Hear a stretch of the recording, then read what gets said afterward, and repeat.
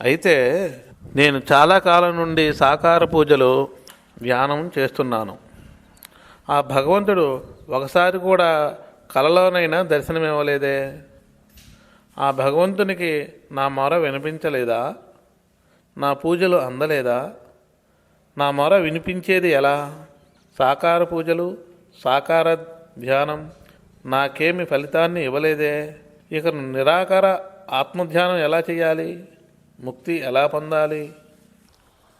నాయనా, సాకార పూజలు, సాకార ధ్యానమే సులభం.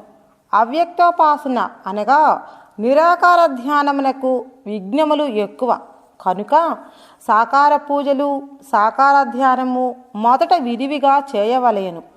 అవి సిద్ధి కలిగితే నిరాకార ధ్యానం సులభమవుతుంది. సాకార ధ్యానం కష్టము, నిరాకార ధ్యానమే సులభము అని తుకారాం అన్నాడు. ఇది ఎక్కడో చాలా తక్కువ మంది మహాత్ములకే సాధ్యం. అందరికీ నిరాకార ధ్యానమే కష్టం. దీనికి చాలా విఘ్నములు, ఆటంకములు ఎక్కువగా ఉన్నవి. ఆదిలోనే పూర్ణ వైరాగ్యం కలిగిన తుకారాం లాంటి మహాత్ములకే సాధ్యము, అందరికీ సాధ్యము కాదు.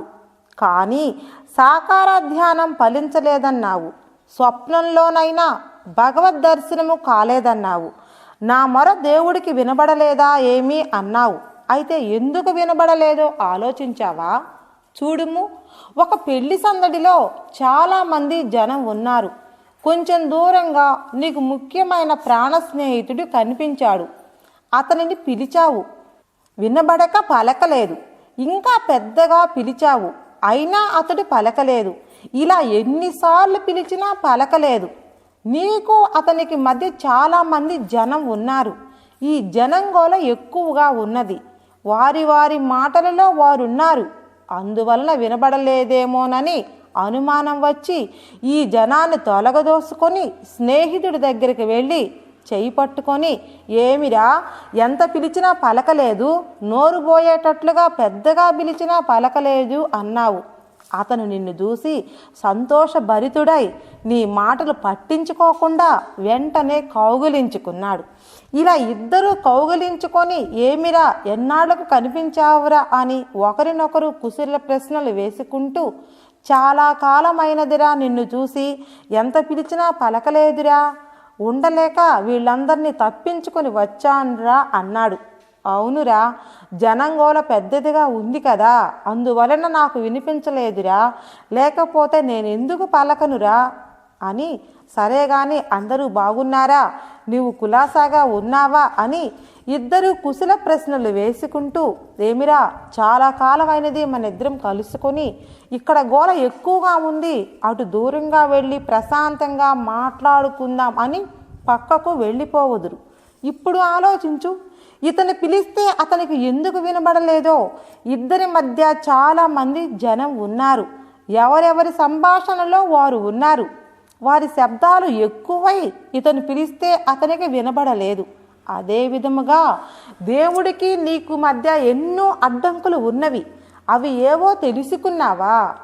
మనసులో సంకల్ప వికల్పాలు ఎన్ని ఉన్నవో తెలుసుకో. అడిషడ్వర్గములు, కోపము, అహంకారము, అభిమానము, ఆశలు, కోర్కెలు ఎన్నో మనసులో తిష్ట వేసుకొని ఉన్నాయి.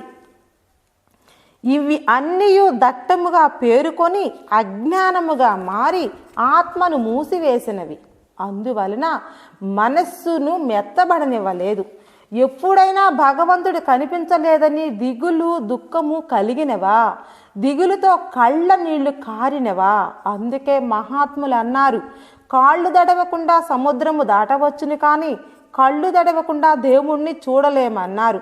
తల్లిదండ్రులకు బాగలేకపోతే ఏడుస్తారు, భార్యకు బాగులేకపోతే భర్త, భర్తకు బాగులేకపోతే భార్య ఏడుస్తారు, బిడ్డకు బాగులేకపోతే తల్లిదండ్రులు ఇద్దరూ ఏడుస్తారు, బాకీ ఎగవేస్తే ఏడుస్తారు, ఇంట్లో దొంగలు పడితే ఏడుస్తారు. దేవుడి కోసం ఎప్పుడైనా ఏడ్చినారా? దేవుని పూజ చేస్తూ టెంకాయ చిన్నదిగా ఉంటే చిన్న టెంకాయ తెచ్చావేంటి అబ్బాయి అంటారు. అక్కడ చిన్న చిన్న కాయలు తెచ్చి పెద్ద కాయల ధరకు అమ్ముతున్నారబ్బాయి, అతని కొట్టుకు ఎప్పుడు వెళ్ళవద్దు అని చెప్పుతూనే టెంకాయ కొట్టి హారతిస్తారు. పూజ అయిపోతుంది. పిల్లవాడు పక్కన చూస్తూ, నాన్న ఒక్క సాంబ్రాణి కడ్డీ వెలిగించావు ఎందుకని అంటే, ఒకటి చాలే పోయ్, పత్రం పుష్పం ఫలం అన్నాడు దేవుడు. ఒక్క పువ్వు కానీ, ఒక్క పండు కానీ, ఒక తులసీదళం కానీ చాలన్నారు దేవుడు. కొండంత దేవుడికి కొండంత పత్రి పెడతామా ఏమిటి? నాన్న తులసీదళం ఏది అన్నాడు పిల్లవాడు. ఈవేళ లేదులేవోయ్, అరవకుండా అవతలకు బో అని కసురుతాడు పిల్లవాడిని. పూజ అయిపోతుంది. పూజ మధ్యలో ఇలాంటివి ఎన్నో అడ్డంకులు వస్తుంటవి. పూజ దగ్గరకు పోయేసరికి దేవుడి తీర్థ పాత్ర రేకులు కడగలేదు. అమ్మాయి దేవుడి పాత్రలు కడగలేదేమి, ఎన్నిసార్లు చెప్పాను ముందుగా కడిగి పెట్టమని, ఇప్పుడు ఎంత ఆలస్యం అవుతుందో చూడు. పూజ చేసుకొని టిఫిన్ చేసి బస్సుకు వెళ్ళాలి, ఆ బస్సు వెళ్ళిపోతుందేమోనని అనుకుంటూ హడావుడిగా పూజ చేసుకుంటాడు. పూజ చేసినంతసేపు బస్సు వెళ్ళిపోతుందేమోనని ఇదే ధ్యాస. ఇలా చిన్న టెంకాయ, ఒక అగరుబత్తి, బస్సు, ఈ ఆలోచనలే అనుకోవద్దు. సంసారంలో ఇలాంటివి ఎన్నో ఆలోచనలు వస్తూనే ఉంటాయి. వాటిని ఆలోచిస్తూ పూజ చేసుకొని వెళ్ళిపోతారు. బస్సు దగ్గరికి వెళ్ళేసరికి బస్సు వెళ్ళిపోయినది. తన కోసం ఉన్నవాళ్ళు ఇతని కోసం ఎదురు చూస్తూ ఉన్నారు. ఇంతలో ఇతను వచ్చాడు. ఏమయ్యా ఇప్పుడా వచ్చేది? బస్సు వెళ్ళిపోయింది, తర్వాత బస్సుకు వెళితే మన పని అవుతుందా ఏమిటి? ఇంత ఆలస్యం చేశావంటారు వాళ్ళు. నాకు దేవునికి పూజ చేసుకునే అలవాటు ఉంది, ఏంటో ఇది చాలా రోజుల నుండి అలవాటైనది. దేవుని పూజ చేయనిదే ఎటు కదలలేను, అందువల్ల కొంచెం ఆలస్యమైంది. ఏం చేస్తాం, మరలా బస్సుకు వెళదాంలే అంటాడు. ఇలాంటి పూజలు చేసేవాళ్ళు 1,99,999 మంది ఉన్నారు. ఇలాంటి వారిలో నీవు ఒక్కడివేమో ఆలోచించుకో. సంసారంలో ముందున్న పనులు ఆలోచించుకుంటూ దేవుని పూజలు ధ్యానములు చేసేవారు కోకొల్లలుగా ఉన్నారు. నీవు కూడా ఇలా చేస్తావా? ఇలా అయితే దేవుడి అనుగ్రహం కానీ దైవశక్తి కానీ ఎన్నటికీ లభించదు. కానీ ఇలాంటి వారే కష్టాలు బాధలు వచ్చినప్పుడు దేవుణ్ణి నిందిస్తూ దేవుని మీద నిష్ఠూరాలాడుతూ ఉంటారు. బాధలు వచ్చినప్పుడు వాటిని గురించి చెప్పుకుంటూ ఏడుస్తారు. ఎప్పుడూ దేవుడి కోసం ఏడుపు రాలేదు. వచ్చినా బాధపడలేక ఏడుస్తూ, ఊరికే దొరికాడు దేవుడు అని బాధతో ఏడుస్తూ, దేవుణ్ణి నిష్ఠూరాలాడుతూ, దేవుని పూజలు చెయ్యని రోజు లేదు, దేవుణ్ణి తలుచుకోని రోజు లేదు. దేవుడు మా మీద ఎందుకు ఇంత కక్ష చూపాడు అని ఇలా వాపోతుంటారు. కళ్ళు దడవకుండా దేవుణ్ణి చూడలేరన్నది జ్ఞాపకమే ఉండదు. ఎప్పుడైనా దేవుడి కోసం ఒక్క క్షణం కంటతడి పెట్టిన వారున్నారా? ఒకవేళ ఉంటే కోటికొక్కరు మాత్రమే ఉంటారు. ఎప్పుడైనా దేవుడి పూజ చేస్తూ జపం చేస్తూ దేవుని కోసం హృదయం కరిగి ద్రవించి కళ్ళ నీరు కారినవా? ఎప్పుడైతే దేవుడి కోసం హృదయము ద్రవించి ఏడ్పుతో కళ్ళ నీళ్లు కారినవో అప్పుడే హృదయంలో కల్మషం కడిగినట్లు పోతుంది. హృదయము ఆనందమయమవుతుంది, ప్రేమ తొణికిసలాడుతుంది. అప్పటి నుండి ఎక్కడైనా ఎవరైనా భగవంతుడి కళ్యాణ గుణములు దివ్యశక్తులు వర్ణించుచు కీర్తనలు పాడుచున్నా ఆతితో భజనలు చేయుచున్నా వాటిని విన్న తోడనే ఒళ్ళు జల్లుమంటుంది, హృదయము కరిగిపోతుంది, కళ్ళ వెంబడి ప్రేమాశ్రువులు కారిపోతూ ఉంటవి. ఇలా భగవంతుని నామము విన్నా ఆయన లీలలు విన్నా హృదయము కరిగిపోవలేను. ఇలాంటి అనుభూతి ఎప్పుడైనా కలిగిందా? కలగనట్లయితే ఇప్పుడైనా ఇలా అనుభూతి కలుగునట్లుగా ప్రవర్తించు. దేవుడి మీద అమిత ప్రేమ ఉంటేనే ఇటువంటి అనుభూతులు కలుగుతాయి. లేనిచో అనగా దేవుని మీద ప్రేమ అమితంగా ఉండవలేను. ఓ భగవంతుడా, నీవే నాకు దిక్కు, వేరు ఎవ్వరూ లేరు. నన్ను నీట ముంచినా పాల ముంచినా నీదే భారము. నేను ఒక విధముగా నీకు బిడ్డను, ఒక విధముగా సేవకుడను, ఒక విధముగా నీ చేతిలో పనిముట్టును. స్వామి, నన్ను ఏ విధముగా వాడుకుందువో నీ ఇష్టము స్వామి అని సర్వము సహా శరణాగతుడివి కావలెను. మన శరీర సంసార పగ్గములను భగవంతుడికి కానీ మహాత్ముడికి కానీ ఒప్పచెబితే వారే మన బాగోగులు చూసుకుంటారట. కావుననే భగవంతుడు గీతలో 9వ అధ్యాయం 22వ శ్లోకంలో అనన్యా చింతయంతో మాం ఏ జనాః పర్యుపాసతే తేషాం నిత్యాభియుక్తానాం యోగక్షేమం వహామ్యహం అన్నారు. అనగా, నా భక్తుడు యావజ్జీవము నన్నే చింతించుచున్నట్లయితే వాని యోగక్షేమములు నేనే చూసుకుంటాను అన్నాడు. ఒక భక్తుడు గీతను నిత్యము పారాయణం చేస్తూ పై శ్లోకమును చదివి, ఇక నాకెందుకు సంసార శ్రమ, అంతా ఆయనే చూసుకుంటాడులే అని సంసార భారం ఆయనకు వదిలేసి నిద్రలేచి స్నానం చేసి గీతను తీసుకొని ఊరి బయట ఒక వనంలో చెట్టు క్రింద కూర్చొని గీతాపారాయణం అనన్యంగా చేసుకొనుచున్నాడు. కొన్ని రోజులకు ఇంట్లో వంట సరుకులు పూర్తిగా అయిపోయినవి, కానీ పట్టించుకోలేదు. భార్య, ఏమండి, ఇంట్లో బియ్యము పప్పులు సర్వము అయిపోయినాయి, ఏం చేయమంటావు, వంట ఎలా చెయ్యను అన్నది. ఆమె మహాసాధ్యమని, ఈయన గారు ఆ దేవుడే చూసుకుంటాడులే అని భగవద్గీతను తీసుకొని వెళ్ళిపోయినాడు. మధ్యాహ్నం దాకా గీతను పారాయణం చేసుకొని ఇంటికి వచ్చినాడు. భార్య ఊరకనే ఉంది. పొయ్యిలో పిల్లి లేవలేదు. ఏమండి, అన్నం వండలేదండి. ఏమీ లేవు. బియ్యము పప్పులు కట్టెలు నూనె కిరసనాయిలు ఉప్పు కారం చింతపండు తుదకు అగ్గిపెట్టి కూడా అయిపోయిందండి. ఇప్పటికే అందరి ఇళ్లలో అప్పులు తెచ్చినానండి, మరలా ఎవరిస్తారండి అన్నది. సరే, నీవేమి దిగులు పడకు, ఆ దేవుడు ఇస్తే తిందాం, లేకుండా చచ్చిపోదాం. ఎప్పుడైనా చచ్చేదే కదా, ఊరక చచ్చే కంటే దేవుణ్ణి స్మరించుకుంటూ చావటం మంచిది అని భగవద్గీతను తీసుకుని వెళ్ళిపోయినాడు. రాత్రి దాకా పారాయణం చేసుకుని ఇంటికి వచ్చి రాత్రికి ఇద్దరూ పస్తు పడుకున్నారు. రెండవ రోజు కూడా మంచినీళ్లు త్రాగి పస్తు ఉన్నారు. మూడవ రోజు గీతాపారాయణం చేసుకుని చుండగా 9వ అధ్యాయం 22వ శ్లోకం వచ్చినది. దీనిని బాగా 2-3 సార్లు చదివినాడు. కళ్ళు తిరిగిపోవుచున్నవి, మసకలు కమ్ముచున్నవి, లేవను కూడా ఓపిక లేదు. ఈ శ్లోకం సర్వము అబద్ధం. దేవుడు ఏదో మాట వరుసకు అన్నాడు, కానీ ఇది నిజం కాదు. ఈ శ్లోకం ఇలాగే ఉంటే నాబోటి అమాయకులు దీనిని నమ్మి ఎంతమంది ప్రాణాలు పోగొట్టుకుంటారో అనుకొని ఈ శ్లోకం గీతలో ఉండకూడదని ఈ శ్లోకం మీద 2 అడ్డగీతలు గీసి కొట్టివేసినాడు. తదుపరి కొంచెం ఆలోచించి, నా భార్య ఎలా ఉందో, ఊపిరితో ఉందో లేదో, కానీ భగవంతుడు ఎక్కడ ఉన్నాడో, కానీ నేను సంసార భారం ఆయనకు వదిలివేసి భగవద్గీతను నమ్ముకొని పారాయణం చేస్తున్నానని, మేమిద్దరం పస్తులు ఉన్నామని, ఊరంతా అప్పులయ్యామని, వీరి ప్రాణాలు పోయేటట్లు ఉందని ఆయనకేమి తెలుసు? కానీ ఇది అంతయు నా పిచ్చి ధోరణ అయిపోయింది. లేకుంటే ఈ శ్లోకంలో దేవుడు వారి యోగక్షేమములు నేను చూసుకుంటానన్నాడని నేను నమ్మటం ఏమిటి? నిజంగా దేవుడు ఈ మాట చెప్పి ఉంటే మమ్మలను అన్నం లేకుండా చంపుతాడా? సరే, చంపని, అలాగే చస్తాము, కానీ ఆయనకు చెడ్డ పేరు రాదా? సరే, వచ్చిన ఆయనకు ఏమి? ఆయన ఇక్కడుంటే కదా ఆయనను అందరూ అడిగేది. అందుకేనేమో భగవద్గీతను మానవుల ముఖాన పారవేసి హాయిగా వైకుంఠంలో కూర్చున్నాడు. కానీ ఇప్పుడు ఏమనుకుంటే ఏముంది? నా భార్య ఎలా ఉందో, నేనుగాక ఊరమ్మ గన్న బిడ్డను కూడా నాతో ప్రాణం తీయుచున్నానే, ఇప్పుడు నాకు మిగిలింది ఏమిటి? గీతాపారాయణం వల్ల శ్రీహత్య చుట్టుకుంటుంది, ఇదే కదా మిగిలింది. ఓ భగవంతుడా, ఇంత నిర్దయుడువా? ప్రాణం పోయే లోపల ఒక్కసారి నీ దర్శన భాగ్యం ఇవ్వకూడదా? దానికి కూడా నోచుకోలేదా? నేనంత పాపిష్టుడినా?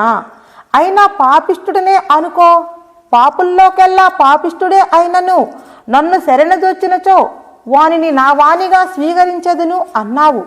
అది కూడా అబద్ధమే అయి ఉండవచ్చు అని ఈ విధంగా తలపోచుకుంటూ ఇంటికి వెళ్ళడానికి కాళ్ళు రాక భగవంతుని ధ్యానించుకొనుచు అలాగే కూర్చున్నాడు. ఇంటి దగ్గర భార్య నా భర్త ఎలా ఉన్నాడో అనుకుంటూ కృష్ణనామం స్మరించుకుంటూ పడుకొని ఉంది. ఇంతలో ఎవరో అమ్మా అని తలుపు తట్టి పిలిచాడు. లేచి తలుపు తీసి చూసింది. చిన్న వయసు గల 2 పిల్లలు ఇంటి ముందు సామాన్ల బండి ఉంది. వారిని చూసి, ఎవరు నాయనా మీరు అంది ఆ మహా తల్లి.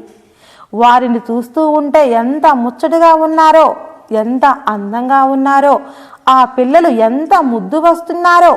వారిని చూస్తూ ఉంటే ఆ తల్లి శరీరం పులకరించి చన్నిపానం పొంగుతున్నాయట. ఎంత పుణ్యం చేసుకుందో ఆ మహా తల్లి. వారి గుండెల మీద ఎర్రగా కాల్చిన గీతలు ఉన్నవి. వారి శరీరాలు పాలు నెయ్యిగారునట్లుగా ఉన్నవి. నాయనలారా, మీరు ఎవరు? మీ గుండెల మీద వాతలు ఎవరు పెట్టారు నాయనా? మిమ్మల్ని గన్న తల్లి ఎంత పుణ్యాత్మరాలో! మీరు ఒక చెంప తాగితే పాలు, ఒక చెంప తాగితే నెయ్యి కారునట్లుగా ఉన్నారే. మీ గుండెల మీద వాతలు పెట్టిన వారు ఎంత పాపిష్టులో, ఎంత దుర్మార్గులో! నాయనా చెప్పండి, మీరేమి తప్పు చేయలేరని తెలుస్తుంది, కానీ మీరేం చేశారు? ఇంత కాఠిన్యంగా వాతలు పెట్టారు, చెప్పండి నాయన అంటూ కళ్ళ నీళ్లు కార్చుకుంటూ బాధపడుతుంది. ఆ పిల్లలు, అమ్మా, మీ ఆయన కృష్ణదాసుడు అంట కదా, ఆయన ఊరి వెలుపల వనములో గీతాపారాయణం చేసుకుంటూ మాతో ఊళ్ళోకి వచ్చి శెట్టిగారింట్లో ఈ సరుకులన్నీ కొని బండికెత్తించి మా ఇంటి దగ్గర దించండి అని చెప్పి బాడుగు కూడా ఇచ్చినాడమ్మా. ఎక్కడ దించాలో చెప్పు, సరుకులు దించి వెళ్ళిపోతాము, ఆలస్యమైతే మాకు బాడుగు పోతుందమ్మా అన్నారు. నాయనా, మీరు ఏ పని చేస్తుంటారు అన్నది. మాకు ఇదే పనమ్మా, మీ పోటీ వారికి బాడుగు తోలుకొని బ్రతుకుతుంటాము, మీ వారు కొంచెం ఆగి వస్తానన్నారు, సరుకులు దించి మేము వెళతాము అన్నారు. కానీ ఆమె దృష్టి అంతా వారి గుండెలపై ఉన్న వాతల మీద ఉంది. నాయనలారా, ఆ వాతలు ఎవరు పెట్టారు? ఎందుకు పెట్టారు చెప్పండి బాబు అంటూ, బిడ్డలారా, మీరు చెప్పకపోతే సరుకులు మా ఇంట్లో దింపవద్దంది. అమ్మా, తప్పు చేయనిదే ఎవరైనా శిక్షిస్తారా? బుద్ధి గడ్డి తిని ఏదో తెలియక తప్పు చేశాము, వాతలు పెట్టారు, వారిదేమీ తప్పు లేదమ్మా, తప్పంతా మాదే అని ఇలా చెప్తూనే సరుకులు దించేశారు. బండిలో చూస్తే కొంచెమే ఉన్నట్లుగా ఉంది, ఇళ్ళంతా సరుకులు నిండిపోయినవి. అమ్మా, అగ్గిపెట్టెలు, పప్పు, కట్టెలు, కిరసనాయిలతో సహా అన్నీ దించినామమ్మా, సెలవు ఇవ్వు, అమ్మ వెళతాము అన్నారు. బిడ్డలారా, మిమ్మల్ని చూస్తుంటే నా ప్రాణం విలవిలలాడుతుంది. నాయన, ఏ అమ్మ కన్న బిడ్డలో కానీ మీరు మంచి శ్రీమంతుల బిడ్డల్లాగే ఉన్నారు, బాడుగు దోలుకొని బ్రతుకుట ఏమిటి నాయనా అంది. అమ్మా, మా పని ఎప్పుడు ఎవరికో ఒకరికి సహాయం చేయటమే, బాడుగ ఇస్తే తీసుకుంటాం, లేదయ్యా అంటే సంతోషంగా వెళతాం, ఇదే మా పని అమ్మా అంటూ సెలవు తీసుకొని బండి తోలుకొని వెళ్ళిపోయినారు. మా వారు ఇంత సరుకులు పంపించారే, డబ్బులు ఎక్కడివి అనుకుంటూ 3 రోజుల నుండి అన్నం లేక కాళ్ళు తడబడుతూ భర్త రాలేదని తలచుకుంటూ వంట చేసి భర్త కోసం ఎదురు చూస్తూ ఉంది. కొంతసేపటికి కృష్ణదాసుడు నిదానంగా చదువుకుంటూ ప్రాణం పోవు సమయంలో ఇద్దరము ఒక తావులో ఉంటే మంచిది అని తలుచుకుంటూ, ప్రాణం ఎప్పటికైనా పోని ఇద్దరము కలిసి భగవన్నామం చేసుకుంటూ ఉండగా ప్రాణం పోతే బాగుండు అని అనుకుంటూ నిదానంగా ఇంటికి వచ్చి భార్య ఎలా ఉందో చూస్తున్నాడు. అప్పుడు భార్య అయిన లక్ష్మి, ఏమండి, సరుకులన్నీ పంపి ఎక్కడున్నారండి ఇప్పటిదాకా అంది. సరుకులు నేనెందుకు పంపినాను అన్నాడు. అదేమిటండి, నీ పేరు కూడా చెప్పావట కృష్ణదాసు అని, మన ఇంటి అడ్రస్ కూడా చెప్పావట, బండెడు సరుకులు ఇల్లంతా నిండిపోయినవి, నీ వస్తావని వంట చేసి పెట్టి నీ కోసం ఎదురు చూస్తున్నానండి అంది ఆ మహాతల్లి. ఇంట్లో సరుకులన్నీ చూసి ఆశ్చర్యపోయి ఏమీ తోచక చూస్తూ ఉన్నాడు. భార్య, ఏమండి, ఆ బిడ్డల గుండెల మీద 2 ఎర్రటి వాతలు ఉన్నాయి, ఆ వాతలు చూస్తూ ఉంటే నా గుండెలు అవిసిపోయినవి, ఇప్పుడు కూడా ఏడుపు వస్తుందండి. వాళ్ళు ఎలా ఉన్నారంటే మంచి శ్రీమంతుల బిడ్డల్లాగా ఉన్నారు. ఒక అబ్బాయి చామన ఛాయగా నీలి రంగులో ఉన్నాడు, 2వ అబ్బాయి ఎర్రగా ఉన్నాడు, ఒక చెంప తాగితే పాలు, ఒక చెంప తాగితే నెయ్యి కారేటట్లుగా ఉన్నారండి, ఎంతో ముద్దొస్తున్నారు. అయినా వారి గుండెల మీద వాతలు పెట్టుటకు పాపిష్టులకు ప్రాణం ఎట్లు ఒప్పిందండి? ఎంత పాపాత్మలో, ఎంత కఠినాత్మలో ఆ బిడ్డలను అలా కాల్చారండి. అయినా నీకు ఆ వాతలు కనిపించలా అంటూ కళ్ళ నీళ్లు కార్చుకుంటూ చెబుతుంది. ఆ మాటలు వింటూ భగవంతుడి లీలను అర్థం చేసుకొని శరీరం వణుకుచూ దుఃఖం పెళగిలి వస్తూ నోట మాట రాక పెద్దగా బోరున ఏడుస్తూ భార్యని కౌగిలించుకొనినాడు. ఏమండి, ఎందుకు మీరు ఏడుస్తున్నారు అంది. పెద్దగా ఏడుస్తూ, లక్ష్మి, ఏమన్నావు? వారికి వాతలు పెట్టిన పాపాత్ములు, కఠినాత్ములు ఎవరో అన్నావు కదూ, ఎవరో కాదు, నేనే ఆ పాపాత్ముణ్ణి, ఆ దుర్మార్గుడిని, ఆ కఠినాత్ముణ్ణి అంటూ ఏడుస్తున్నాడు. ఏమండి, మీరెందుకు పెట్టారు? ఆ బిడ్డలు ఏమి తప్పు చేశారు అంది. లక్ష్మి, వారేమి తప్పు చేయలేదు, నేనే వారి పట్ల తీరని ద్రోహం చేశాను. అందుకే ఆ భగవానులు బలరామకృష్ణులుగా నీకు దర్శనమిచ్చి నాకు దర్శనమివ్వకుండా వెళ్ళిపోయినారు. నీవెంత పుణ్యాత్మురాలివో, నీకు దర్శనమిచ్చినారు. వారు ఎవరో కాదు, సాక్షాత్ శ్రీకృష్ణ పరమాత్మ బలరాములు. వారికి నేనే వాతలు పెట్టినాను, ఇదిగో చూడమని భగవద్గీతలో 9వ అధ్యాయం 22వ శ్లోకం మీద గీచిన గీతలు చూపించి, లక్ష్మి, ఈ గీతలే స్వామివారికి గుండెల మీద వాతలై పడ్డవి. నీవెంత పుణ్యాత్మురాలవో, నీకు దర్శనమిచ్చి నాకు దర్శనమివ్వకుండా వెళ్ళిపోయినారు. నేను పాపాత్ముడిని, నాకు దర్శనం ఎందుకు ఇస్తారు అంటూ బోరున ఏడుస్తున్నాడు. ఈ మాట విని భార్య పట్టరాని దుఃఖంతో స్పృహ తప్పి పడిపోయింది. ఆమెతో భర్త కూడా స్పృహ తప్పి పడిపోయి కొంతసేపటికి లేచి ఇద్దరు ఒకరినొకరు పట్టుకొని ఏడ్చుకుంటూ భర్త అన్నాడు, ఆ భగవానుడు నాకును ప్రత్యక్షమయ్యే వరకు నేను అన్నం తినను అన్నాడు. భార్య కూడా అలాగేనని ఇద్దరు అన్నం తినకుండా కృష్ణనామం జపం చేసుకుంటూ పస్తు ఉన్నారు. కొంతసేపటికి భగవంతుడికి దయగలిగి వారికి ప్రత్యక్షమై, భక్తులారా బాధపడకండి అని అభయం ఇచ్చినాడు. వారు ఆ భగవంతుణ్ణి కనులారా గాంచి, తండ్రే, మీకు వాతలు పెట్టిన వాడినైనాను, పాపాత్ముడను, నన్ను క్షమించమని స్వామివారి శరణముల మీద వ్రాలి ఇద్దరూ ఏడుస్తున్నారు. స్వామివారు వారిని లేవదీసి, బిడ్డలారా, నీ పట్ల నేను జాప్యం చేసినాను, అందుకు అది అనుభవించవలసిందే, బాధపడకండి. నేను చేయవలసిన పని చేయలేదు కనుక ఆ వాతలు పడ్డాయి.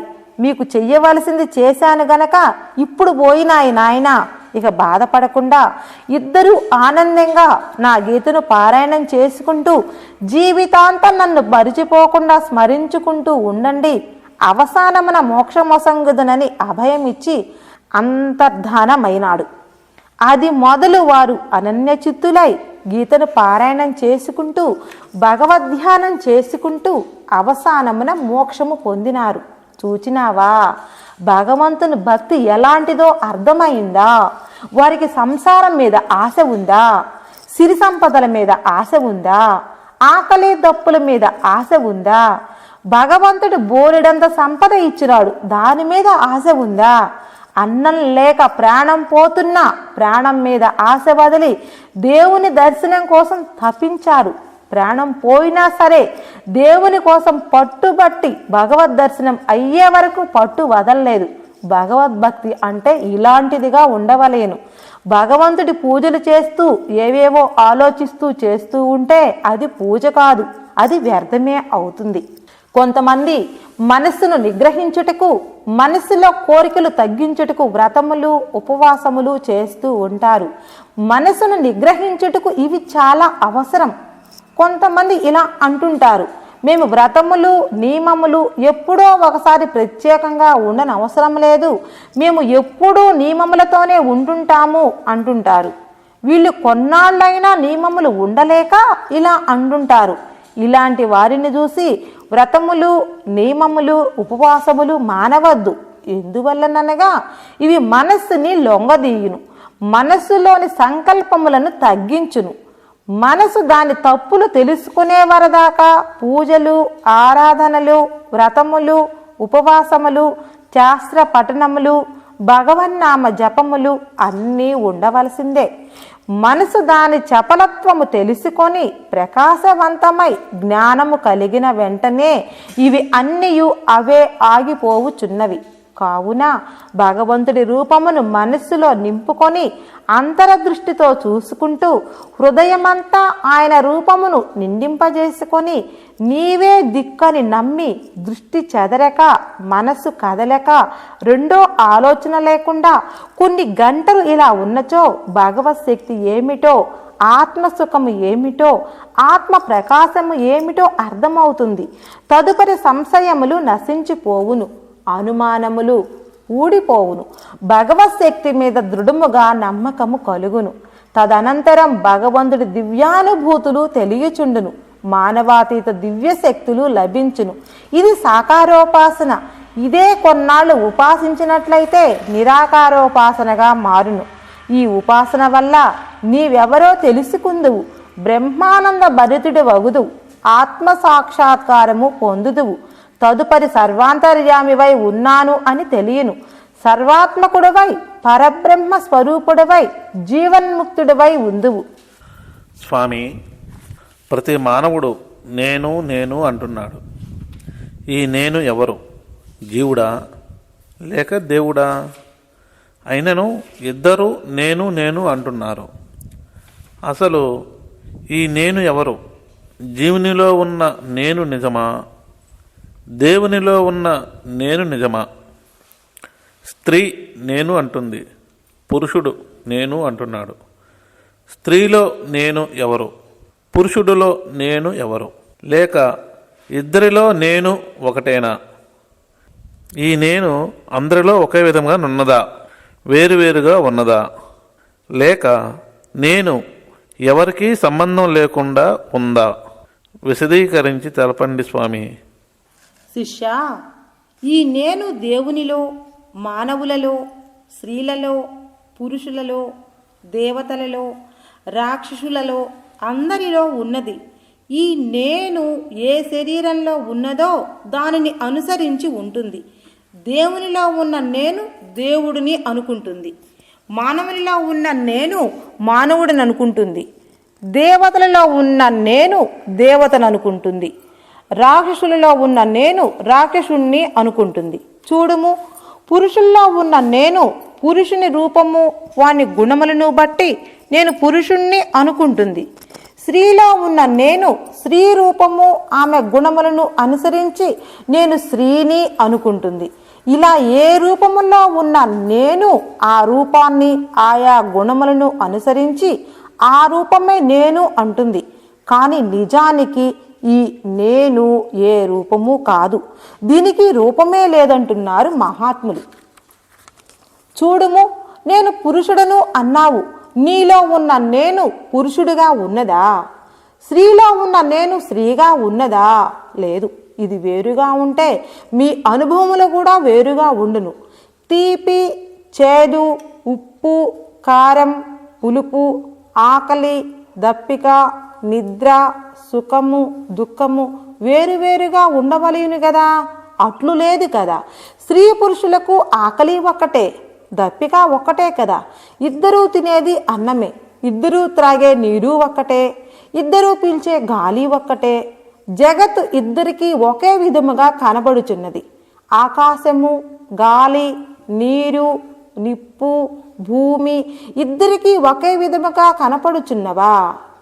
ఇద్దరికీ వేరువేరుగా కనపడుచున్నవా?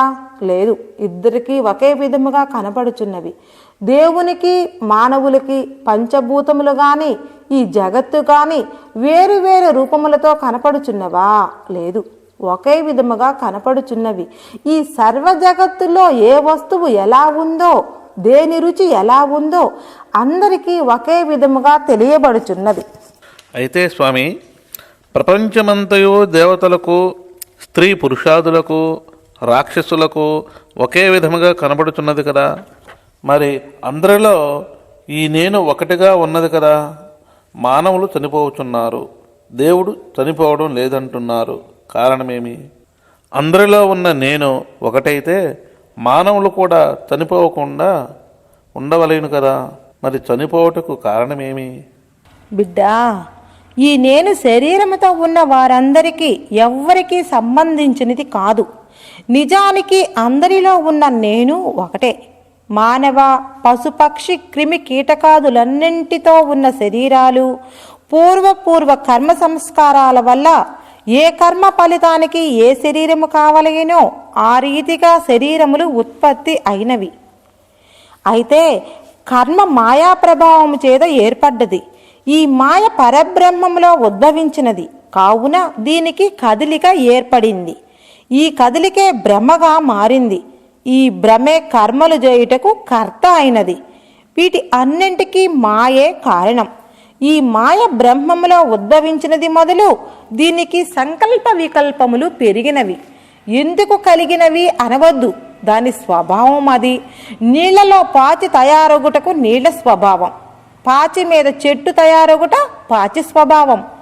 నీళ్లు పాచిని ఎందుకు సృష్టించాలి అనుటకు లేదు, అది కావాలని సృష్టించలేదు, నీళ్ల స్వభావమే అది. పాచి దాని మీద అల్లుడు చెట్టును మొలిపించలేదు, దాని స్వభావమే అది. నీరు అసలు స్వరూపమైతే నీరు కానరాకుండా తయారవుతుంది పాచి. పాచి కనిపించకుండా దట్టంగా అల్లుకుంది అల్లుడి చెట్టు. ఆ చెట్టు మహా అలంకారంగా పూలు పూచింది. ఆ పూల కోసం ఆశపడి మానవుడు దానిలో దిగి ప్రాణాలు కోల్పోతున్నాడు. అలాగే పరబ్రహ్మమే నీరు, పరబ్రహ్మం మీద పాచే మాయ, పాచి మీద అల్లుడు చెట్టే ఈ ప్రపంచం. ఈ అల్లుడి చెట్టుకు పూచిన పూలే ప్రపంచములో అలంకారములు, సౌందర్యములు. వీటికి ఆశపడినవే అసలు కోరికలు, మమకారములు, ప్రేమలు అనే ఆ పూలకు ఆశపడి దానిలో దిగి మానవుడు ప్రాణములు పోగొట్టుకున్నట్లుగా మరి ప్రపంచంలో సంసారంలో ఉన్న సౌందర్యములకు మురిసిపోయి మానవులు పరిగెత్తి సంసార సముద్రంలో మునిగి చనిపోవుచున్నారు. పరబ్రహ్మములో మాయ ఉద్భవించటం పరబ్రహ్మ స్వభావం. ఆ మాయకు సంకల్ప వికల్పములు స్వభావము. సంకల్పములకు కర్మలు చేయుట స్వభావం, కర్మలకు ఫలితములిచ్చుట స్వభావం. ఈ ఫలితముల స్వరూపమే సంస్కారం, ఈ సంస్కారమే విత్తనం, ఈ సంస్కార విత్తనము మరుజన్మకు కారణం. కావున ఏ కర్మ రూప ఫలిత సంస్కార విత్తనముచే మరుజన్మ ఏర్పడిందో ఆ కర్మ సంస్కార ఫలితములే మరుజన్మలో అనుభవించుచున్నాడు. అయితే వీటి అన్నింటికీ కారణం మాయగానే ఉన్నది. ఈ మాయకు కారణం బ్రహ్మం. పాచి మీద అల్లుడు చెట్టును పీకి బయట వేస్తే కరిగి పాచిలో కలిసిపోతుంది. పాచిని తీసి బయట వేసితే కరిగి నీరై నీటిలో కలిసిపోతుంది. అలాగే ప్రపంచము మాయలో, మాయ పరబ్రహ్మములో కలిసిపోతుంది. మిగిలింది బ్రహ్మం ఒకటే. అయితే ఈ నేను ఎవరు అనినచో మొట్టమొదట బ్రహ్మమే నేను అయి ఉంది. అయితే ఈ నేను బ్రహ్మముగా ఉన్నప్పుడు నేను బ్రహ్మము అనలేదు. మాయ బ్రహ్మములో ఉద్భవించిన వెంటనే నేను అన్నది. దీని సంకల్ప స్వరూపుల అయిన మానవులకు దీని గుణములే సంక్రమించి మానవులు కూడా నేను అనుచున్నారు. నేను ఒక మానవుణ్ణి, ఎప్పటికైనా చనిపోవు వాడను అని నిర్ణయించుకొని ఇది స్థిరము చేసుకున్నాడు. అయితే మానవునికి ఇంతకు మించిన శక్తి కానీ గుణములు కానీ లేవు. పుట్టటం, పెరగటం, చావటం, ఇంతకు మించిన శక్తి గుణములు రవ్వంత లేవు. నేను జీవుడును అనుకునే తెలివి గుణములు మాయాదేవతవి అయినందువలన నేను జీవుడును అనుకున్నది. ఈ మాయ బ్రహ్మములో ఉద్భవించిన తోడనే నేను మాయాశక్తిని అనుకున్నది అట. నేను బ్రహ్మము అనుకోలేదట. ఆ గుణమే మానవులలోనికి సంక్రమించిన కారణంగా మానవుడు నేను జీవుణ్ణి, నరుణ్ణి అనుకొనుటకు కారణమైనది. అదే స్థిరమైనది. ఇప్పుడు నీవు ఎవరివి అనినచో నేను ఫలానా వారి మనిషిని అంటున్నాడు. నేను బ్రహ్మము అనుట లేదు. నిజానికి ఈ నేనే బ్రహ్మమై ఉన్నది. అహం బ్రహ్మాస్మి అనగా అహం నేను, బ్రహ్మ బ్రహ్మను, అస్మి అయితిని, తత్వమసి అనగా తత్ అది, త్వం నీవు, అసి అయితివి అని మహావాక్యములు చెప్పుచున్నవి. అనగా నేను అనే నీవే బ్రహ్మమై ఉన్నావు. కానీ ఇప్పుడు జీవుణ్ణి అనుచున్నావు.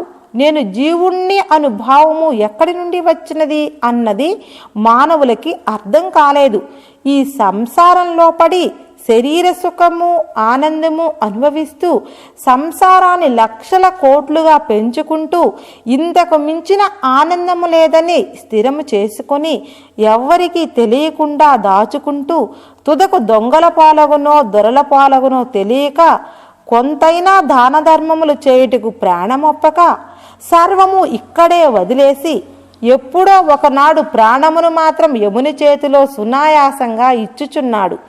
ఇప్పటికిదే మానవుడు జీవిత లక్ష్యంగా భావించుచున్నాడు. ఇది అజ్ఞానమా జ్ఞానమా, లేక మానవుని గొప్ప తెలివియా? ఆలోచించు. స్థూల శరీరము, సూక్ష్మ శరీరము, కారణ శరీరము గాఢ నిద్రలో తెలియకుండా పోవుచున్నది. ఇవియో నీవు కాదు. తురియావస్థలో మహాకారణము కూడా ఉన్నది అని తెలియదు. ఇదియును నీవు కావు. నీ పేరు, నీ శ్వాసలు, నీ ప్రాణము కూడా తురీయంలో తెలియకుండా పోవుచున్నవి. మనస్సు, బుద్ధి, చిత్తము, సర్వేంద్రియములతో సహా అన్నయూ తెలియకుండా పోవుచున్నవి. ఇవియును నీవు కావు. అయితే నీవెవరివో చెప్పగలవా? చెప్పలేవు. ఆత్మధ్యానంలో, ఆత్మ ప్రకాశంలో మునిగి ఆనందము అనుభవిస్తూ జగత్తు, సంసారము, శరీరము, నేను మనిషిని, నేనే జీవుణ్ణి అన్న భావన మర్చిపోయి అఖండ దివ్యజ్యోతిగా, అఖండ తేజోమయంగా రెండవది లేక వెలుగొందుచున్నది ఏదో అదే నీవుగా ఉన్నది. శరీరాన్ని చూచుకొని ఇప్పటిదాకా నేను నేను అనుచున్న నేను ఇదేనని తెలుసుకో. దీనికి రెండవది లేదు. తనకు తానే ప్రకాశించుచున్నది అదే నీవు. ఇదే నేను నేను అనుచున్నావు. శరీరము, సంసారము, జగత్తు మాయమైన పిదప మిగిలి ఉన్నది ఏదో అదే నిజమైన నేను, అదే పరబ్రహ్మము అయిన నేను. ఆ నేనే నీవై ఉన్నావు. ఇటువంటి స్థితిలో ఉన్నవారిని నీవెవరివి అన్నచో నేను నేనే అందురు. సర్వజీవరాశుల్లో, దేవతల్లో ఉన్న నేను ఇదే. ఈ నేను అందరిలో ఒక్కటిగానే ఉన్నది. జ్యోతి ప్రకాశము, సూర్యప్రకాశము తెల్లగా ఉన్నదని కొందుము. తెలుపు వర్ణము లేక ప్రకాశమునకు ప్రకాశమై ఉన్నది. అక్కడ సూర్యుడు, చంద్రుడు ప్రకాశించలేడని జగములన్నిటికీ ప్రకాశింపజేయుచు తనకు తానే అఖండ జగన్మండలాకారముగా ప్రకాశించుచున్నది అని బ్రహ్మత్వంలో ఐక్యమైన జీవన్ముక్తులు అగు మహానుభావులందరూ ముక్తకంఠముగా చెప్పుచున్నారు. వేదాంత శాస్త్రములు అన్నీ కూడా ఇలాగే ఘోషించుచున్నవి. ఇందువలననే రామకృష్ణ పరమహంస ఇలా అన్నాడు. నాడు రాముడు, కృష్ణుడు ఎవరో, నేడు ఈ రామకృష్ణుడు అన్నాడు. శ్రీ పోతులూరి వీరబ్రహ్మేంద్ర స్వాముల వారు నేనే బ్రహ్మము అన్నారు. షిరిడీ సాయిబాబా విశ్వమంతా నిండియున్న విశ్వరూపుణ్ణి నేనేనని తన రూపాన్ని ప్రకటించి చూపినాడు. పుట్టపర్తి శ్రీ సత్యసాయిబాబా బ్రహ్మలోకములో బ్రహ్మ, వైకుంఠములో శ్రీ మహావిష్ణువు, కైలాసములో పరమశివుడు నేడు ఈ సత్యసాయి బాబా అని సభాముఖంగా ప్రత్యక్షంగా చెప్పినారు. గొలగమూడి శ్రీ వెంకయ్య స్వామి వారు నాడు రావణాసుడిని చంపినది రాముడు కాదయ్యా నేను అన్నారు. ప్రహ్లాదుడిగా వచ్చి అందరినీ మింగినది నేనేనయ్యా అన్నారు. ప్రతి జీవిలో వెంకయ్య ఉన్నాడని వ్రాసుకోవయ్యా అన్నాడు. కొనిజేడు శ్రీ గీతాచార్య స్వాముల వారు ఈ విశ్వమంతా నిండియున్న విశ్వవిరాట్ స్వరూపుణ్ణి నేనేయని అనగా భూమి నా పాదములు, ఆకాశము నా శిరస్సు, కొండలు నా ఎముకలు, సముద్రములు మంచినీటి గుంటలు, నదులు నా నాడులు, మహావాయువు నా ఉచ్ఛ్వాస నిశ్వాసలు, అగ్ని నా శరీర ఉష్ణము, సూర్యచంద్రులు నా నేత్రములు, శృతులు స్మృతులు నా పలుకులు, వేదములు నన్నెప్పుడు గానం చేయుచుండును, సర్వము నేను ఎరుంగుదును, నన్ను ఎవ్వరూ ఎరుగజాలరు అని స్వహస్తములతో వ్రాసి చూపించిరి. ఈ విధముగా మహానుభావులు ఎందరో బ్రహ్మత్వాన్ని పొంది మానవులకు తెలియట కొరకు ఒక కిరణాంశమును తెలిపియున్నారు. కావున నేను ఎవరో అర్థమైనదా? దీనిని సాధించి బ్రహ్మత్వమును పొందవలేననిన బ్రహ్మత్వమును పొందిన మహాత్ముని తెలుసుకొని వారి వద్ద చేరి అతి శ్రద్ధాభక్తితో విరయ విధేయతలతో వారి శరణదాసులై వారి అనుగ్రహమును సంపాదించుకొని, స్వామి నేను ఎవరో, నేను ఎక్కడి నుండి వచ్చినానో, నా నిజస్వరూపము ఏమిటో నాకు తెలిపి నాకు జనన మరణములు లేకుండా చేసి నీ శరణదాసుని చేసుకో స్వామి, నన్ను అనుగ్రహించు స్వామి అని ప్రార్థేయపడితే శిశుని మనోభావాలను గ్రహించి వీడు చెప్పినట్లు నియమం ఉండగలడా, బ్రహ్మాన్ని సాధించగల ఆసక్తి ఉన్నదా లేదా, లేక పురాణ వైరాగి శ్మశాన వైరాగిలాగా ఉన్నాడా అని బాగా పరీక్షించి బ్రహ్మబోధకు అర్హుడని తెలిసినచో బ్రహ్మబోధను విశదీకరించి బోధించును. బ్రహ్మజ్ఞానం కలిగించును, ఆఖరకు జీవన్ముక్తిని పొందించగలడు. జీవన్ముక్తికి ఇప్పటిలో అర్హుడు కానట్లయినచో సాకారోపాసన బోధించును. అయితే స్వామి, సాకారోపాసనకు నిరాకారోపాసనకు తేడా ఉన్నదా? లేకేమి, 1000 రెట్లు తేడా ఉన్నది. సాకారము నిరాకారము రెండూ మనలోనే ఉన్నవి. సాకారం శరీరము, నిరాకారము ఆత్మ.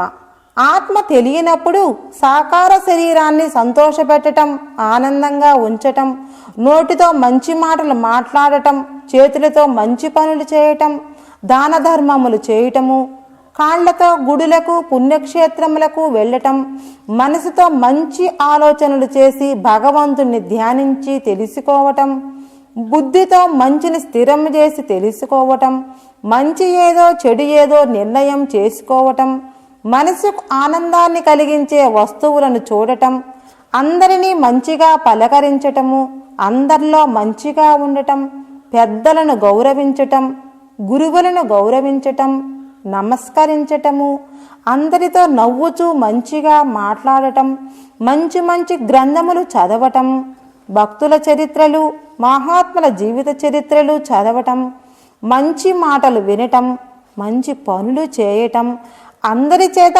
మంచివాడనిపించుకోవటం, అతనిని చూస్తే అందరికీ సంతోషము ఆనందము కలిగి ఇంకా ఆయనతో మాట్లాడాలనిపించటం, దేవుని యందు ప్రేమ భక్తి శ్రద్ధ ఎలా కలుగుతుందో నేర్చుకోవటం, దేవుని పూజలు చేయటం, కుంటి గ్రుడ్డి అవటి రోగిష్ఠులకు చేతనైనంత సహాయం చేయటం, స్వార్థత్యాగము పరహితార్థము కలిగి ఉండటం, ఇలాంటివి ఎన్నో మంచి గుణములు నేర్చుకోవటమే సాకార పూజలు, సాకారోపాసనలు.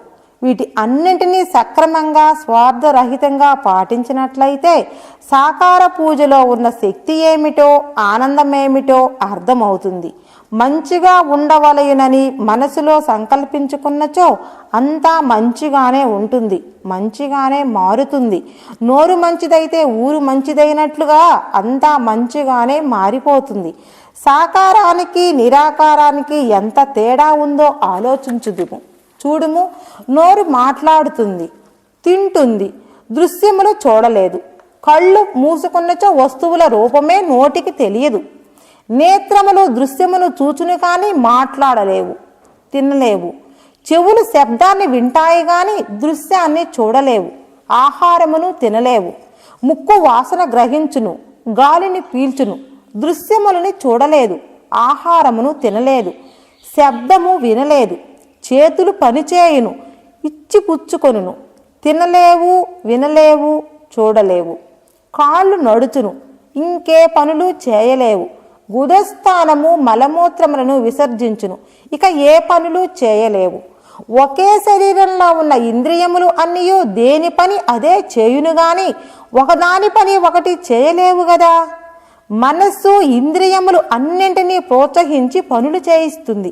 కానీ నేత్రములకు కనిపించకపోయినచో మనసు చూడలేదు, చెవులకు వినబడకపోయినచో మనస్సు వినలేదు. నోరు ఆహారమును తినక మాట్లాడకపోయినచో మనస్సు తినలేదు, మాట్లాడలేదు. ముక్కు వాసన చూడక గాలిని పీల్చకపోయినచో మనసు వాల్చన పీల్చలేదు, గాలిని పీల్చలేదు.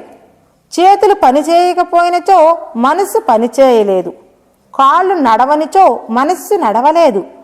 మనసు దేనిని సంకల్పించనిచో ఇంద్రియములు అన్నీయూ ఏ పని చేయలేవు. మరి ఇంద్రియములు అన్నీయూ ఒకే శరీరంలో ఒకదానికి ఒకదానికి సంబంధం పడి ఉన్నప్పటికీ ఒకదాని పని ఒకటి చేయలేవు. నోరు అంటున్నది, చూడుము, నేను ఆహారము తినలేను, నాకు చాలా నొప్పిగా ఉంది. కన్నా నీవైనా ఈరోజు ఆహారం తిను అనినచో కన్ను తినలేదు. చెవ్వ నీవైనా తినమనినచో చెవ్వు తినలేదు. ముక్క నీవైనా తిను అంటే అదియూ తినలేదు. కాళ్ళు చేతులు అంతే. కళ్ళు ఈరోజు మేము చూడలేము, చాలా బాధగా ఉంది. నోరా నీవు చూడమంటే చూడలేదు. చెవులారా మీరు చూడమంటే అవి చూడలేవు. ముక్క నీవు చూడమంటే అది చూడలేదు. చేతులు కాళ్ళు అంతే. ఇలా ఒకదాని పని మరొకటి చేయలేదు. ఈ ఒక్కరోజు మూత్రము నేను విసర్జించలేను, ముక్క నీవు విసర్జించు అంటే ముక్కు విసర్జించలేదు.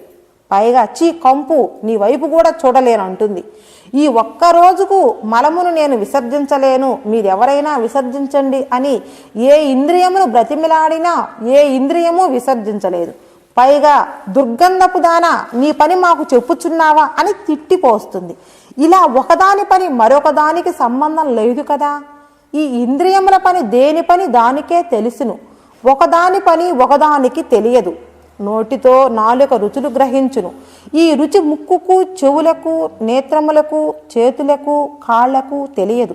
శబ్దము చెవులే వినగలవు, నోరు, ముక్కు, చేతులు, కన్నులు, కాళ్ళు వినలేవు. ఇలాగే ఏ ఇంద్రియము యొక్క విషయము ఆ ఇంద్రియమునకే తెలియను.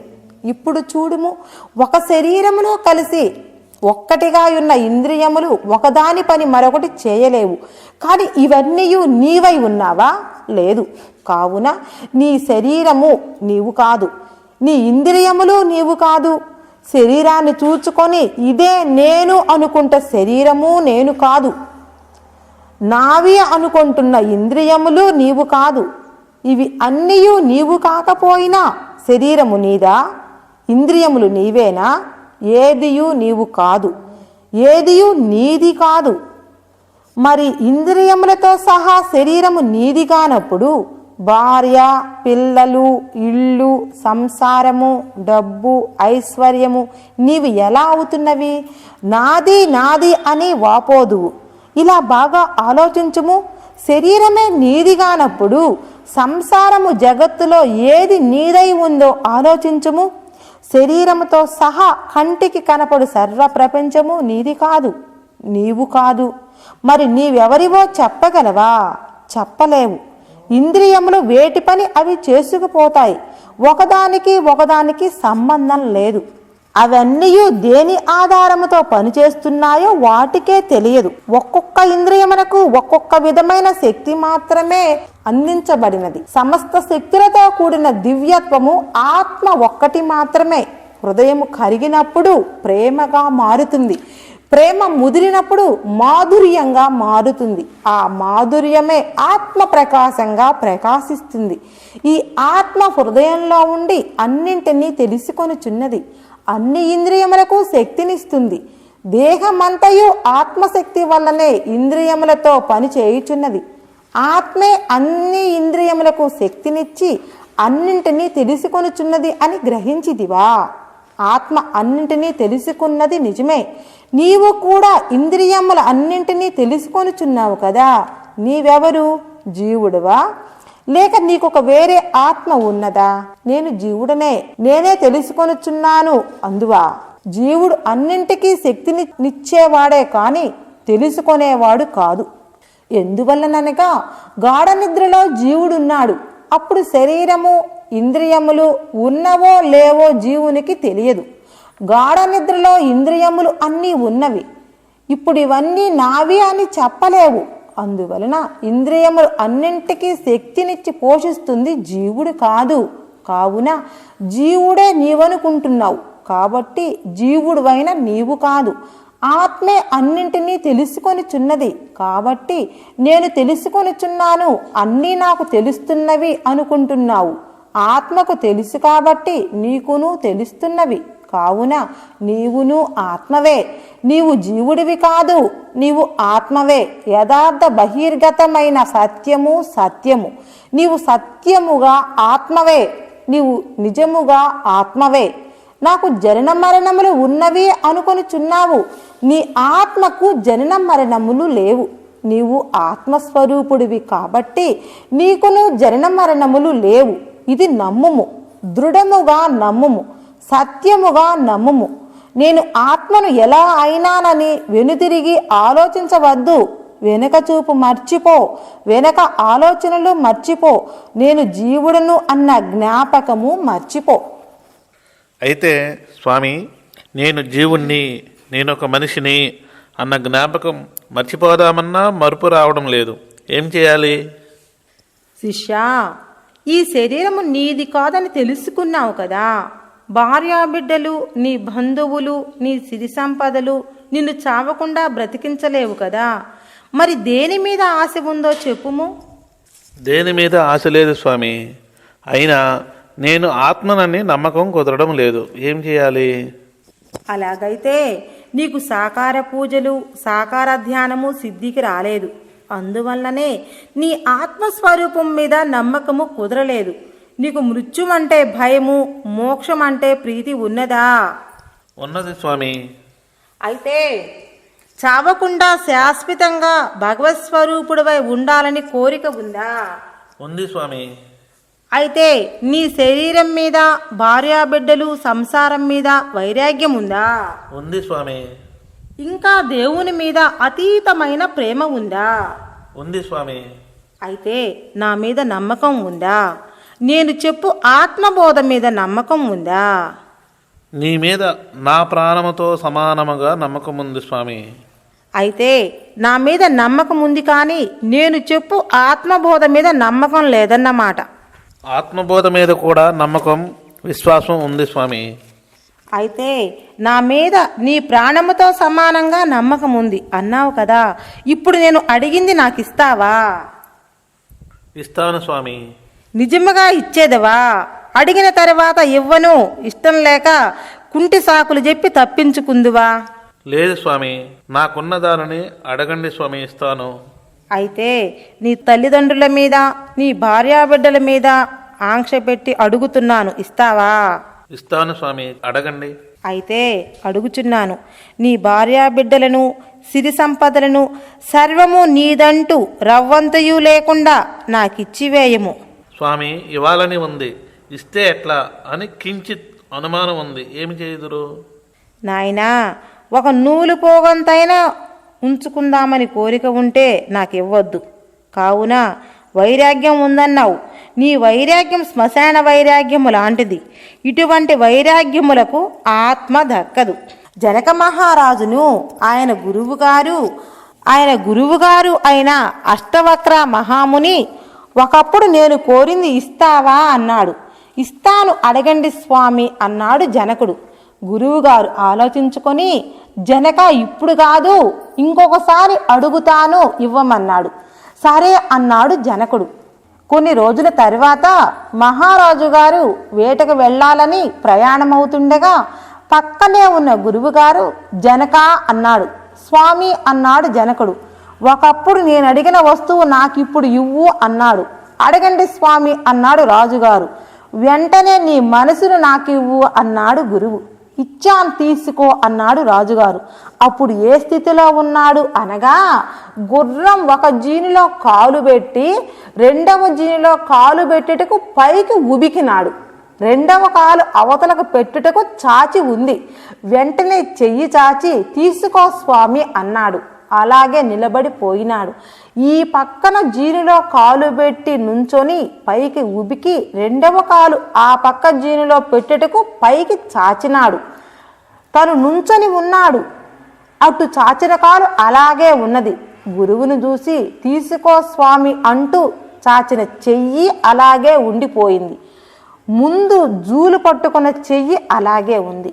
గుర్రం మీద ఒక పక్క పైకి ఉబికిన రాజు అలాగే కొయ్య బొమ్మలాగా నిలబడిపోయినాడు. అరగంట వరకు గుర్రం మీద ఒకవైపు చెక్క బొమ్మలాగా నిలబడి ఉన్నాడు. మాటలు లేవు, కదలిక లేదు, చలనము ఆగిపోయింది. నిశ్చేష్టుడై బొమ్మలాగా అక్కడే నిలబడి ఉన్నాడు. క్రింద పడలేదు. చుట్టూ ఉన్న కొంతమంది సైన్యం నివ్వెరపోయి బొమ్మలలాగా చూస్తూ ఉన్నారు. అరగంట ఆగి గురువుగారు, జనక ఇదిగో నీ మనసు నీకే ఇస్తున్నాను, తీసుకో అన్నాడు. వెంటనే రాజుగారికి స్పృహ వచ్చి చలనం కలిగింది. మహారాజా, ఇక వేటకు వెళ్ళు అన్నాడు గురువు. చూడుము, వైరాగ్యము త్యాగము అనగా అది నాయన అన్నాడు గురువుగారు. బుద్ధుడు రాజ్యానికి రాజు కావలసిన యువరాజు. రాజ్యమును భార్య బిడ్డలను వదిలి మోక్షము కొరకు అర్ధరాత్రి పరారై వెళ్ళిపోయినాడు. అది వైరాగ్యం. సమర్థ రామదాసు తల్లికిచ్చిన మాట ప్రకారం వివాహమునకు ఒప్పుకొని భార్య మెడలో మంగళసూత్రం కట్టి పరారై వెళ్ళిపోయినాడు. ఎందుకు? మోక్షం కొరకు. అది వైరాగ్యం. రామకృష్ణ పరమహంస గారు, ఆయన భార్య అయిన శారదాదేవి గారు ఒకే మంచంలోనే అన్నా చెల్లెలులాగా పడుకునేవారట. అది వైరాగ్యం. గీతాచార్య స్వాముల వారు భార్యను రాజరాజేశ్వరిగా పాదములు కడిగి పాదములకు పసుపు కుంకుమ వ్రాసి మెడలో పూలమాలలు వేసి దీపధూప నైవేద్యములు సమర్పించి పూజించేవారు. అది వైరాగ్యం. కానీ నాయన, పురాణ శ్మశాన వైరాగ్యం లాంటి వైరాగ్యము మోక్షమునకు పనికిరాదు. శరీరముతో సహా భార్యాబిడ్డలు సంసారము నీది కాదని తెలుసు. చచ్చిన నాడు ఈ సర్వము వదిలిపెట్టవలేనని తెలుసు. బ్రతికి ఉన్న నాడు మాత్రం తృణము కూడా వదిలిపెట్టలేరు. ఇది ఎంత దొడ్డ మాయాభ్రమో ఆలోచించము. మాట వరుసకు మాత్రమే దేవుడంటే నాకు చాలా ప్రేమ. ఒకరోజు కూడా ఆయన పూజ చెయ్యకుండా ఉండలేను. గురువు అంటే నాకు ఎంత ఇష్టమో, ఆయన మీద నాకు ఎంత నమ్మకం ఉంది. వారి మాటన్నచో నాకు ప్రాణం. చాలా కాలం నుండి వారి సేవ చేసుకొని చున్నాను.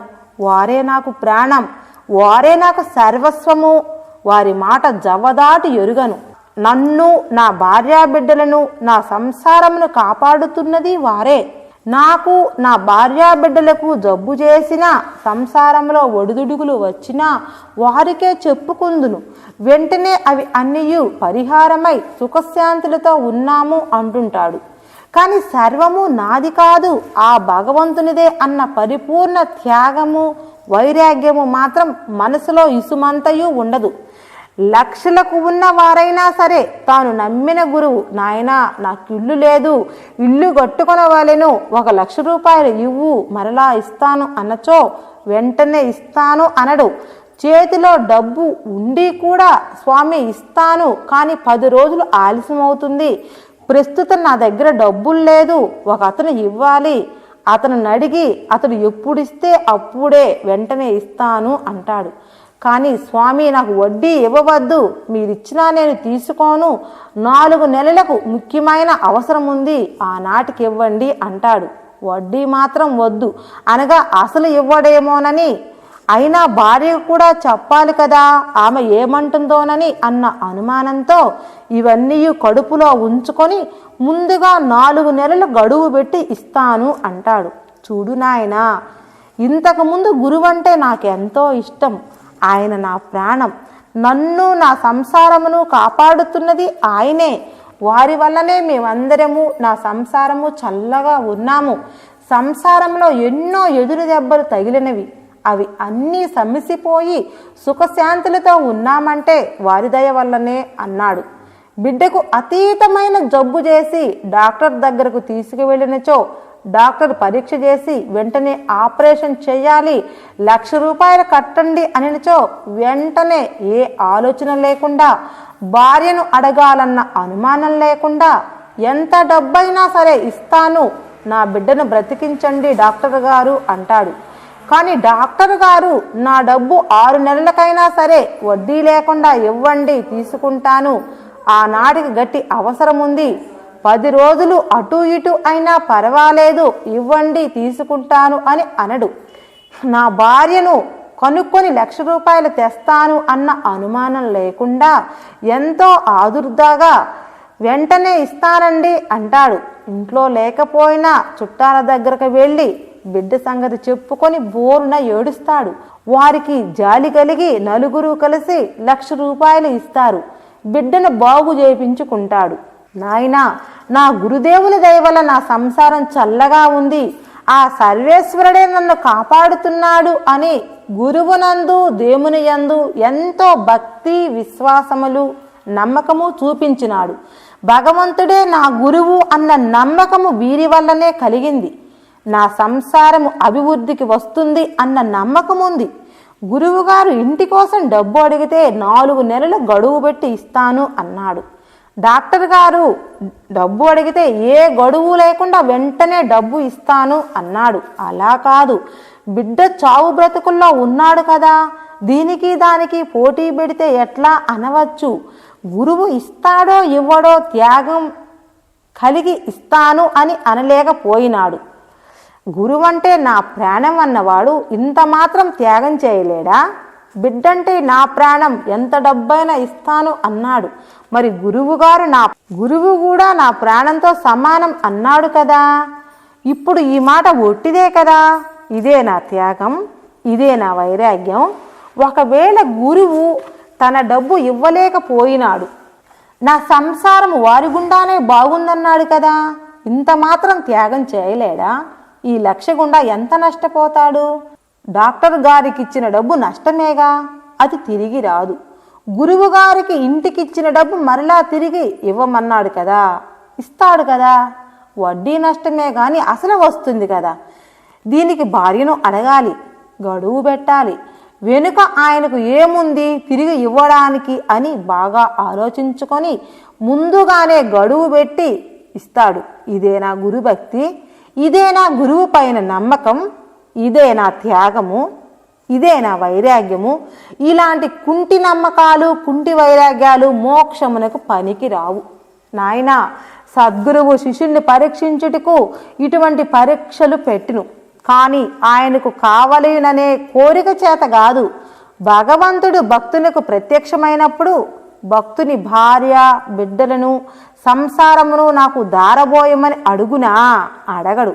ఇంకా భక్తుడు కోరిన వరములెల్లా ఇచ్చుచున్నాడు. అయినా భక్తుడు మోక్షమొసంగమని కోరినచో, వచ్చా నీవు నన్ను శరీరం ఉన్నంతకాలము స్మరించుకుంటూ నా భక్తుడివై ఉండుము, అవసాన కాలమున మోక్షమొసంగెదనని అభయమిచ్చుచున్నాడు భగవంతుడు. ఇప్పుడే మోక్షం ఇవ్వడు. సద్గురువు అలా కాదు, ఇప్పుడే ఈ శరీరం ఉండగానే మోక్షమును పొందింపజేయుచున్నాడు. మోక్షమనగా ఏమిటో ఆయనకు బాగా తెలుసు. మోక్షమును కోరువారు ఏమి త్యాగం చేయవలెనో వారికి బాగా తెలుసు. మోక్షమనే పరబ్రహ్మము నామ రూప క్రియా శూన్యమై బ్రహ్మానంద స్వరూపమై ఉన్నది. బ్రహ్మానందానికి రూపము లేదు. దానికదే ఆనందో బ్రహ్మ అనునదే దానికి లక్ష్యముగా ఉన్నది. ఆ బ్రహ్మానందము సర్వజీవుల హృదయాలలో అంతరాత్మలో గర్భితమై ఉన్నది. అది దేని చేతను బయటపడునది కాదు. శరీరము, భార్యాబిడ్డల మీద, సంసారము మీద పరిపూర్ణమైన ఆశలు, కోరికలు వదిలిపెట్టి తాత్కాలికంగా ఉంచుకొనవలెను. పరిపూర్ణమైన ఆశను, కోరికను దేవుడి యందు, సద్గురువునందు, నీ ఆత్మస్వరూపమునందు ఉంచుకొనవలెను. శరీరము, భార్యాబిడ్డల మీద, సంసారము మీద ఎవ్వరికీ తెలియకుండా ఆశ ఉన్నట్లుగానే నటిస్తూ పూర్ణమైన వైరాగ్యము కలిగి ఉండవలెను.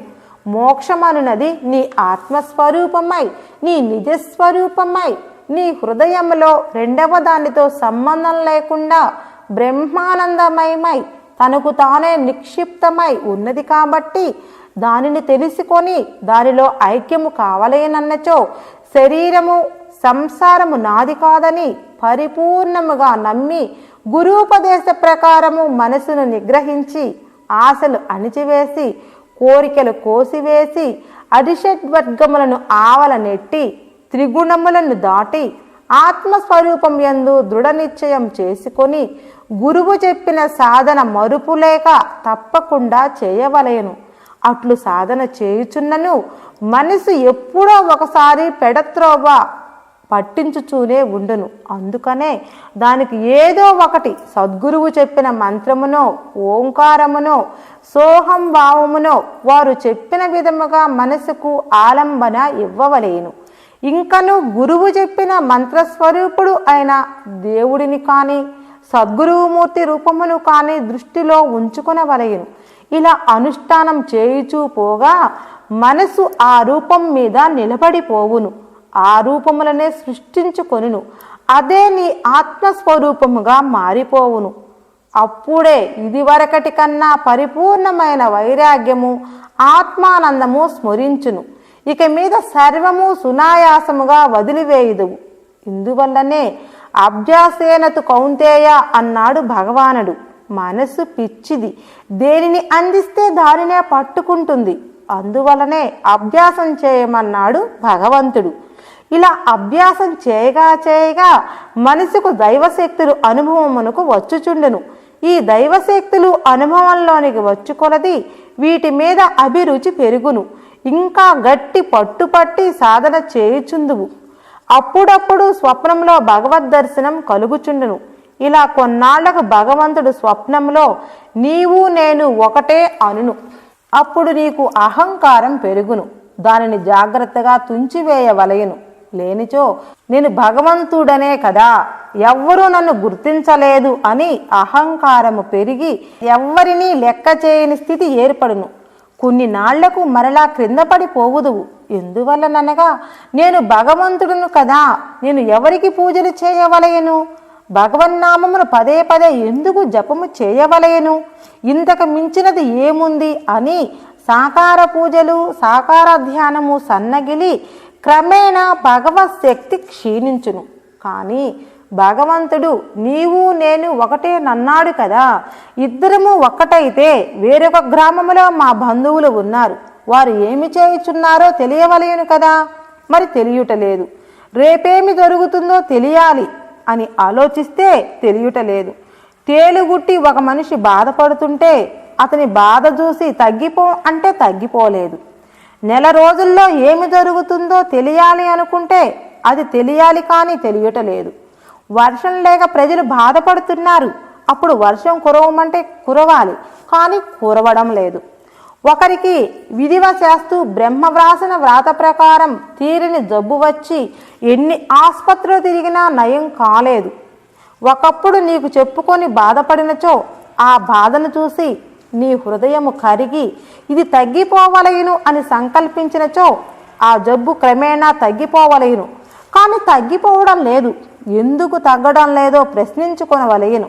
ఇలాంటి అనుభూతులు ఒకవేళ అనుభవంలోనికి వస్తుంటే ఎవ్వరికీ తెలియకుండా నీకు నీవే పరీక్షించుకొనుచుండవలయను. ఇది నీ సంకల్పము ప్రకారం జరుగుచున్నదో లేదో, నీలో నిజముగా భగవంతుడు ఉన్నాడో లేడో, భగవత్ శక్తి నిక్షిప్తమై ఉందో లేదో అని తెలుసుకొనవలయను. కానీ ఇంతవరకే సంతోషపడుచూ ఉండిపోకూడదు. దీనిని ఎవ్వరికీ తెలియకుండా గోప్యముగా ఉంచుకొని ఈ సంకల్పములు అన్నింటినీ ఆపుకొని వీటి జోలికి ఇకన పోకూడదు. ఎందుకనినచో ఇవి అన్నీయు నాలో భగవత్ శక్తి ఉన్నదా లేదా, నేను చేయు సాకార పూజలు జపధ్యానములు సిద్ధికి వచ్చినవా లేవా, భగవంతుడు నీవు నేను ఒకటేనన్నాడు నిజమా కాదా అని తెలుసుకొనుటకు మాత్రమే ఉపయోగించి తదుపరి వదిలివేసి తన నిజస్వరూపము అయిన ఆత్మసాక్షాత్కారము కొరకు నిరాకార ధ్యానము చేయవలెను. ఆత్మసాక్షాత్కారము అయినచో ఇంతకంటే ఏమున్నది? నాకు ఆత్మసాక్షాత్కారము అయినది, నాకు జనన మరణములు ఆగిపోయినవి తలంచుకొని అంతటితో ఆగిపోకూడదు. ఇక్కడ నుండియే అసలు విషయము ఉన్నది. తన నిజస్వరూపము ఆత్మసాక్షాత్కారముగా ప్రత్యక్షమైనది.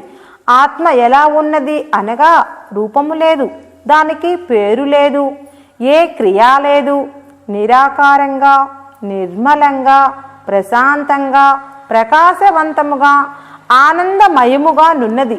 దానిలోనే లీనము కావలేను.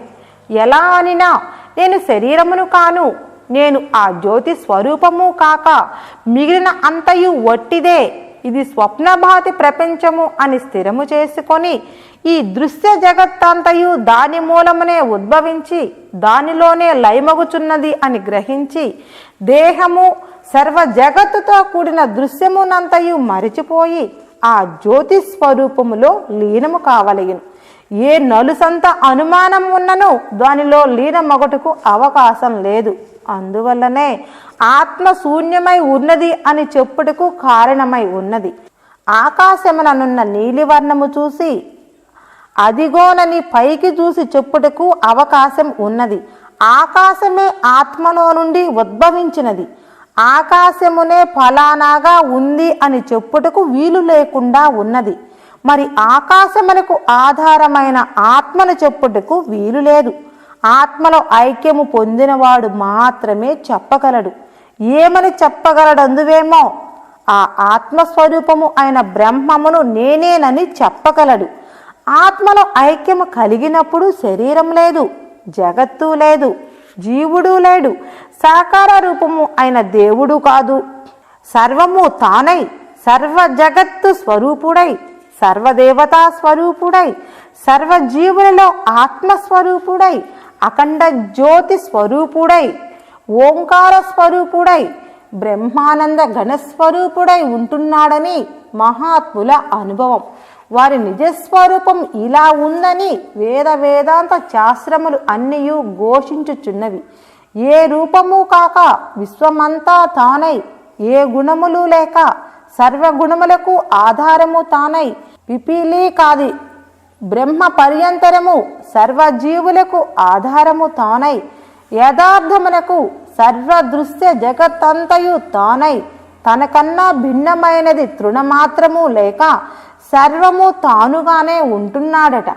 సర్వము బ్రహ్మమయం, దానికి మినహా వేరెద్దియూ లేదు. జీవన్ముక్తుడు అయిన మహాత్ముడు ప్రళయాన్ని సృష్టించగలడు, ప్రళయాన్ని ఆపగలడు, చనిపోయిన జీవులను బ్రతికించగలడు. ఈ జీవన్ముక్తుడు అయిన మహాత్ముడు పూజలు చేయడు, జపము చేయడు, ధ్యానము చేయడు. పూజలందుకునేవాడు తానే, జపస్వరూపుడు తానే, జ్ఞానస్వరూపుడు తానే. మానవులు ఏ దేవునికి పూజలు చేసినా ఆయనకే చెందుతాయి. ఏ దేవునిని ధ్యానించినా ఆయననే ధ్యానించిన వారవుతారు. ఏ పేరున పిలిచినా ఆయనను పిలిచిన వారవుతారు. అన్ని రూపములు తానే, అన్ని నామములు తానే, అన్ని మంత్రములు తానే. బ్రహ్మాండములనెల్లా తన బొజ్జులో నుంచుకొని తాను ఒక్కడై ఉన్నాడు. ఒకవేళ పూజలు, జపములు, ధ్యానము చేసినచో మన అందరి కోసము చేయును. బడిపంతులు తాను చదువుకునేటప్పుడు ఓనమాలు వ్రాసినాడు, చదివినాడు. బడిలోకి పంతులుగా వచ్చినప్పుడు ఓనమాలు వ్రాస్తున్నాడు, చదువుతున్నాడు. అప్పుడు వ్రాసినది, చదివినది తన కోసం. ఇప్పుడు వ్రాస్తున్నది, చదువుతున్నది పిల్లల కోసం. సాక్షాత్ పరబ్రహ్మ స్వరూపుడై, దేవతాతీత స్వరూపుడు, జీవన్ముక్తుడు అయిన దేవాది దేవునకు ఆత్మసాక్షాత్కారం పొందిన మహాత్మునికి అనగా అక్కడే ఆగిపోయిన మహాత్మునికి ఎంత తేడా ఉన్నదో బాగా అర్థము చేసుకొనుము. ఆత్మసాక్షాత్కారము పొంది అక్కడే ఆగిపోయిన మహాత్ముడు 99లో ఉన్నాడు.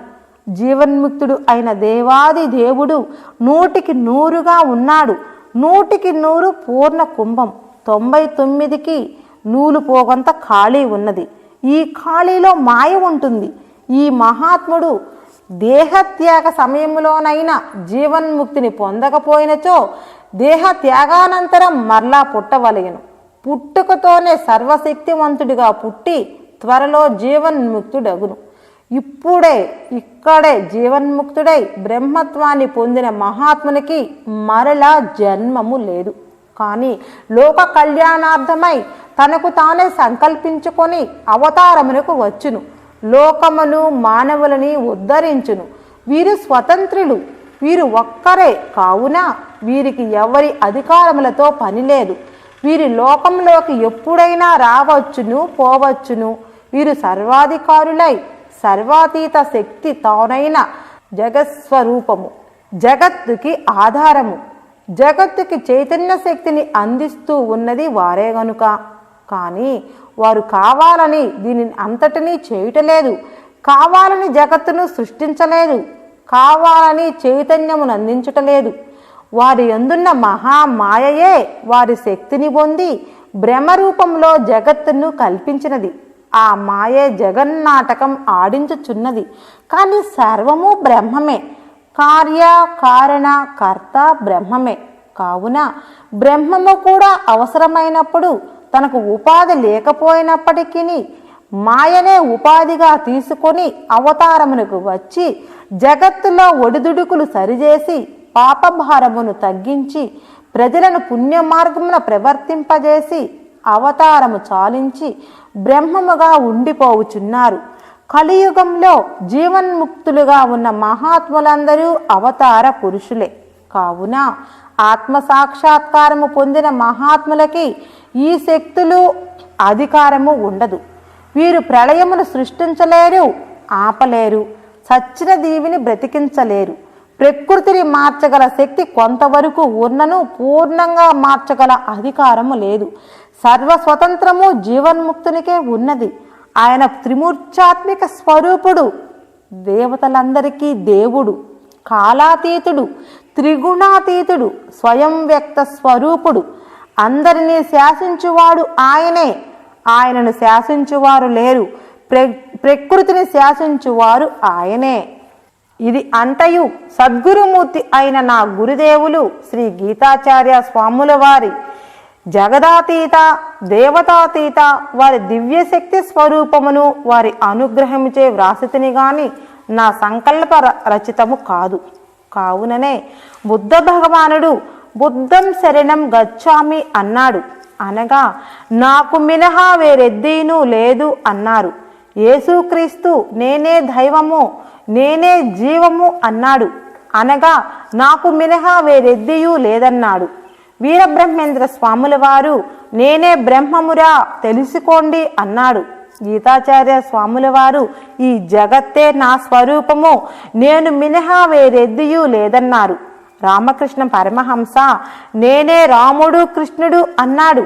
ఇలా షిరిడి సాయిబాబా, సత్యసాయిబాబా, రమణ మహర్షి, మలయాళ స్వాముల వారు, వెంకయ్య స్వాముల వారు, ఇలా ఎందరో మహానుభావులు అవతారములకు వచ్చిన వారందరూ ఎవరికి వారే నేనే బ్రహ్మమును అన్నారు. కానీ కొందరు ఇన్ని బ్రహ్మములున్నారా అనవచ్చు. ఇన్ని బ్రహ్మములు లేరు, బ్రహ్మస్వరూపము ఒక్కటే ఉన్నది. అయితే ఈ మహాత్ములందరూ ఎవరికి వారు నేనే బ్రహ్మముననుచున్నారు. కారణమేమి అనినా కరెంటు దేశమున అంతటికి ఒక్కటిగానే ఉన్నది. అయినను ఎన్నో రకముల బల్బులు ఎన్నో రంగులతో చిన్నవి పెద్దవి పొడుగువి పొట్టివి ముద్దవి రకరకములుగా మన అవసరమునకు తగినట్లుగా అమర్చుకుంటున్నాం. ఇది కరెంటులో మార్పు కాదు, మన అవసరమునకు తగినట్లుగా బల్బులు తయారు చేసుకున్నాం. కానీ అన్నింటిలో ఉన్నది కరెంటు ఒక్కటే. ఏ బల్బును అడిగినా నేను కరెంటు బల్బును అంటుంది, కానీ నేను వేరే విధమైన కొత్త కరెంటు బల్బుని అనదు. ఏ బల్బును అడిగినా నేను కరెంటునే అంటుంది. జీవుడు ఒక్కడగానే ఉన్నాడు. స్త్రీలు పురుషులు పశుపక్షాదులు క్రిమి కీటకాదుల రూపములు రంగులు వేరువేరుగా ఉండవచ్చును. అన్నింటిలో ఉన్నది జీవుడొక్కడే. జీవునికి బ్రహ్మమునకు భేదం లేదు, రూపనామములే తేడా ఉన్నవి. అందువలననే జీవుడొక్కడే దేవుడు ఒక్కడేనని సర్వశాస్త్రములు బోధించుచున్నవి. ఇది గ్రహించిన వారికి అర్థమవుతుంది. ఇది గ్రహించలేని వారికి ఎంత చెప్పినా అర్థం కాదు. చెవిటి వారి ముందు శంకూదునట్లే ఉంటుంది. లోకంలో చాలా మంది గురువులున్నారు.